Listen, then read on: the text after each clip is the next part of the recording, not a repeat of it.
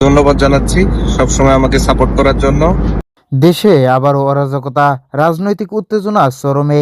আর এই পরিস্থিতি নিয়েই লাইভে এসে বিস্ফোরক মন্তব্য করলেন সাকিব আল হাসান। লাইভে সাকিব আল হাসান বলেন, বর্তমান পরিস্থিতি দেখে মনে হচ্ছে দেশ আবারও অস্থিরতার দিকে যাচ্ছে। তিনি ইঙ্গিত দেন, যেভাবে বিএনপি দেশের মধ্যে অরাজকতা তৈরি করছে তাতে তাদের ভবিষ্যৎ নিয়েও প্রশ্ন উঠছে।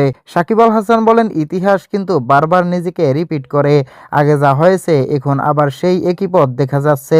তিনি আরো বলেন, দেশের সাধারণ মানুষ এখন শান্তি চায়, উন্নয়ন চায়, কিন্তু রাজনৈতিক দ্বন্দ্ব আর অস্থিরতা সেই পথকে বাধাগ্রস্ত করছে।